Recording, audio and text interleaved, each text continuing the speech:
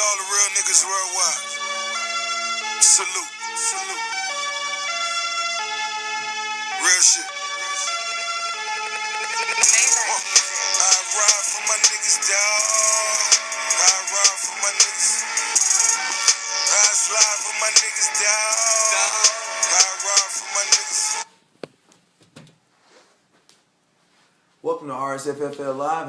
Hey guys, we're here for the championship week, man. You know my name. I'm co-host Robert Harris. I'm Quincy Avery, and it's a pleasure to be on the show. Man, I'm tell you what, it's definitely a pleasure to be here today. That's for fact. All right, we're fortunate to be in this situation, but you know we'll get to all that good stuff later. Let's get started with our final edition for the season. Yes, sir. And before we get started, let's go ahead and thank our official sponsors, YPL Youth Passes. They've done a great job helping us out for the league, provide us with water bottles, all the necessities to have a great season, man. We just want to say, once again, we really want to say thank you. We really appreciate what you've done for us. All right. We also have Ciroc, which flavor? Coconut Ciroc. All right. We got Coconut Ciroc here. Those guys, P. Diddy, he wanted to be a part of the championship game. I mean, there's going to be a lot of celebrating going on this week, and it's going to be one team that's not too much celebrating. So I guess it could go either way, you know, for the celebrating locker room or the losing locker room. But hey, that's a rock, man. Keep the party going. And as we speak to celebrating, we've got an official sponsorship from MARTA, okay? They want to make sure that everybody has a safe trip home after the game. Definitely. We know that celebrating team is going to be popping champagne, do a little bit of drinking. I'm sure they're going to partake in some Ciroc. So we just want to make sure they make it home and have a safe trip. All right. And last but not least, we'd like to say the official ball of the YPL Championship, Dick's Sporting Goods, provided us with the top-of-the-line Wilson GSTs, man, and we just want to say thank you for that. Yeah, thanks to all the sponsors. Everybody's done so much for us this year. We really appreciate everything you've done. I think Nike Fuel Band also, did they come through for you guys this week? Oh, man, Nike Fuel Band. Guys, you already know the Coaches Cadets for Nike Fuel Band. We're 14-2, man. And, you know, it's not just because of us. A lot of people have done it, but we'll talk about all that stuff later. But let's before we go any further, let's talk about last week's game. Last week we had two tightly contested ball games. First, I'm going to talk about the Coaches Cadets versus the Lynch Mob. That was an intense battle. Came down to the wire. Matt Stafford came up to play. I think we were down about 20 points, and Matt Stafford really had the opportunity to put Lynch Mob over the top. Matt Stafford came and posted a measly 8 points. 8 points. That's what the stats say. When I tell you that really hurt him in the sternum. Oh man, I know that the head coach of that organization over there at Lynch Mobs is really feeling the sting of that one. But then the Coaches Cadets put up a great score of 165, and they didn't even have a top showing from some of their star players, such as Peyton Manning. They also had a single-digit performance from Dennis Pitta with 4 points. But other than that, everybody else on their team put up solid numbers between about 15 and 30-something points, man. You can't ask for anything more than that besides consistency. And I'd also like to give a special shout-out to Coaches Cadets. That owner consistently puts his top performers in the game. When you look at his bench, he started the right guys for a reason, man. And that's imperative, especially as we come down to this playoff crunch. Yeah, it was a tough matchup. You know, Deshaun Jackson, 36 points. Mm-hmm. I mean, I think Marshawn Lynch had a good game. But, you know, Peyton, no Gronk, Peyton with a bad game. Mm-hmm. The guys just wanted it, man. They wanted a little bit more than those guys. They weren't ready for the moment. They weren't ready. They were all that talking, all that praying. Mm-hmm. You got to step on the football field, man. That's what you got. Yeah, I mean, he did do a lot. Point. Yeah, he did. Sure did a lot of talking, man. It's unfortunate that his season. Quoting scriptures and Smith. But you can go ahead and talk about this. Oh yeah, the other matchup, man. It was another matchup that went down to the wire, man. That Aaron Foster Care and SWAT Kings, man, 134 to 120. Man, did SWAT Kings, Aaron Foster Care, they lose a point? Wasn't it 135? I thought it was 135.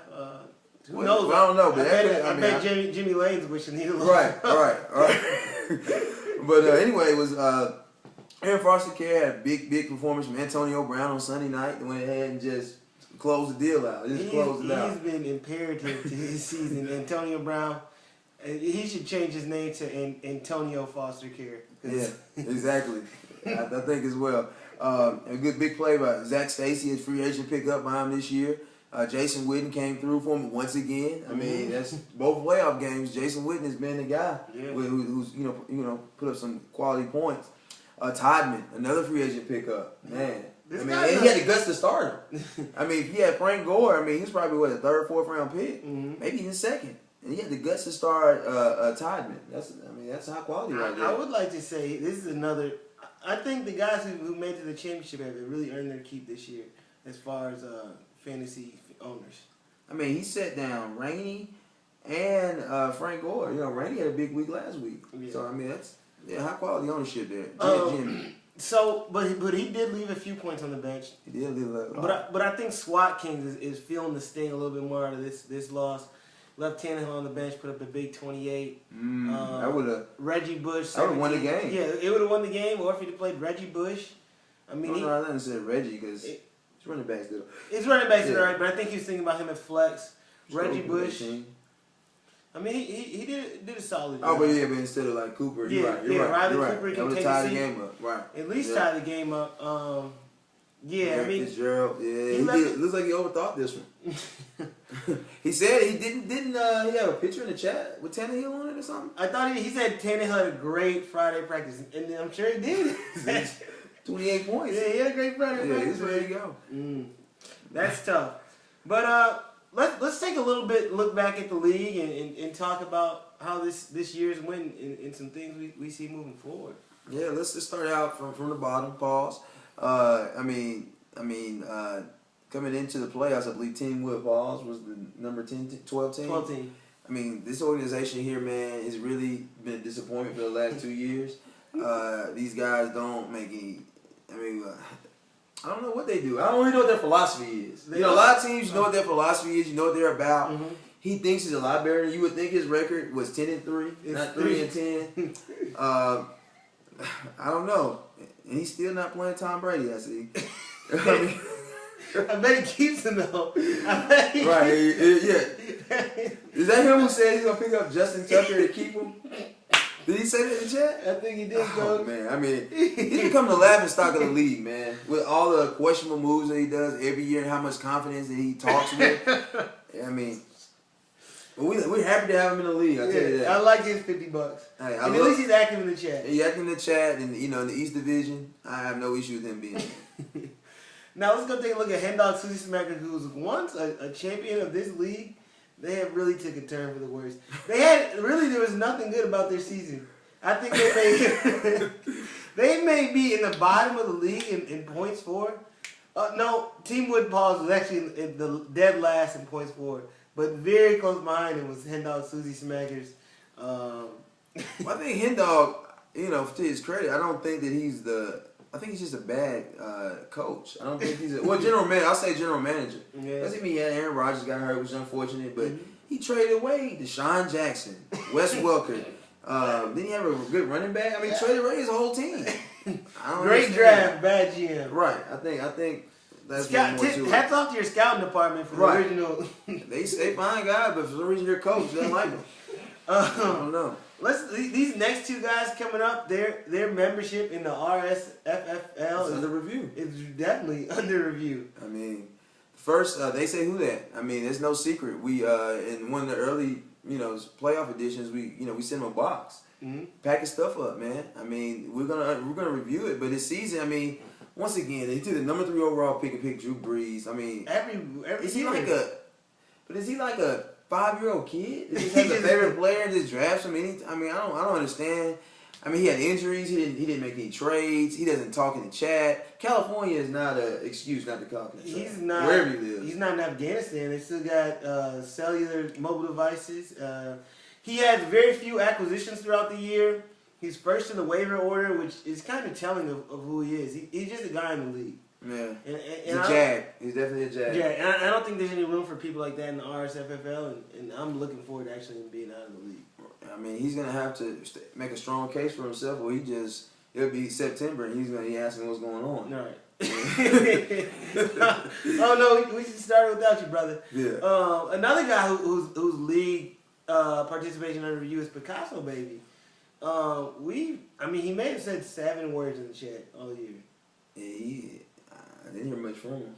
And he doesn't trade with anybody ever. He always thinks his guys are the cream of the crop. He had a few more acquisitions than Dan, but I mean, we're talking about 19 and 15. We'll see what some of the playoff teams had in a second. But I mean, his whole roster is awful, man. Cam Newton's number 5. Chris Johnson's 9. Greg Olsen is not. Tight end being top 10 is really not that good to me. It isn't. Especially when it's close to 10. But, I mean, he has guys in the... I mean, really looking... His team is terrible, man. He didn't try and make it better, though. That's what I'm saying. And he doesn't talk. You're under review. You don't talk? You probably won't even see this video. No, you won't. Your status is under review. We'll send you a text. All right, and then... everybody else, I'm pretty okay with the rest of the league. Yeah, the rest of the league was good. I mean, we'll look at ground and pound real fast. I mean... But you can see a jump in acquisitions. 32 acquisitions, 5 trades, in comparison to 15 and 19. I mean, I think you had a solid season. I mean, you got a little confident, and then the team kind of went downhill from there. But effort is definitely not... What does K mean? Excuse me. I don't know. Man. All right, but you had a good season. I mean, overall, you put up some points, but you just had some bad luck towards the end. That was rough. You played some good teams towards the end, though. Yeah, you played us twice, played somebody. I mean, it was good. But, it is what it is. I'm sure you'll be ready to go. Are you going to keep anybody? I mean, do you already know you're going to keep? Yeah. Do you already know? You can't disclose? No, Can we get one player? We're planning on keeping Michael Crabtree. He's a late-round pickup. Okay. We're going to be in good shape with that. And that's who we know we're keeping. Everything else is under further review. All right. And then the next team we're going to talk about here is Camp Creek Cartel. I think Camp Creek Cartel, they played an amazing season. They got struck with some really unfortunate luck. I mean, every team they played just put up amazing numbers.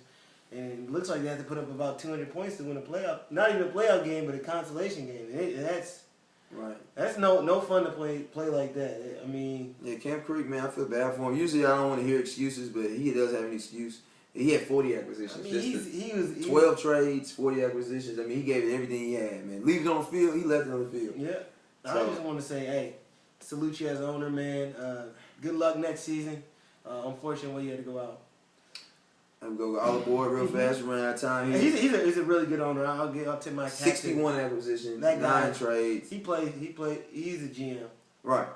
He made some bad trades. Mm-hmm. I was a recipient of one of those bad trades, but he kept fighting. He's trying to make his team. I mean, he's 1 point away from possibly being in the championship game. I got nothing. Nothing. I don't like the guy as a person, but as a GM, man, sheesh. And let's go to Lynch Mob. Lynch Mob, he's a solid player. 27 acquisitions. He makes a lot of good moves. He may have put his foot in his mouth a little bit last week. Barked up a tree, and the tree fell on him. Yeah. Great owner though. He's another guy that we're happy to have in the league. We wish he'd be a little bit more active in the chat. We know that he's watching because he oftentimes sends other owners messages in regards to messages going on in the chat. So we just like to see a little bit more, participate a little bit more. Yeah, I mean, we have no issue with being in the league. He had a good season, as he always does. Mm-hmm. He's just like a... He's just one of those... He's a guy you can count. You can put your hat on him. He's going to give you a solid production. You don't know if he's going to do much more than that, though. Kind of like the Atlanta Hawks is what he reminds us of. Yeah. The Atlanta Hawks. But the Houston Hustlers... I'm going to be honest with you, man. I kind of think this is a lucky year for him. I think he had a good draft. Because he only had 21 acquisitions in one trade. I think he had a really good draft because he had 2 key injuries, and he still was able to win. So he had a really good draft, and he had some good luck. And he played against some bad teams. Right. He's a Jag. He's not that active in the chat either. He'll make it just because he went 8-5. But I expect him to be at the bottom of the league next year. I don't think there's much we have to say about these next 3 teams. Coaches Cadet, SWAT Kings, and Area Foster Care. Well, congratulations, SWAT Kings, on what you did this year. I mean, my condolences to your organization. I know you guys are pretty confident, but it is what it is. All right. Well, that concludes this. We'll get to some commercials and we'll be right back to you guys. And we've got the 2 owners of the championship ball clubs coming out, so we look forward to seeing that.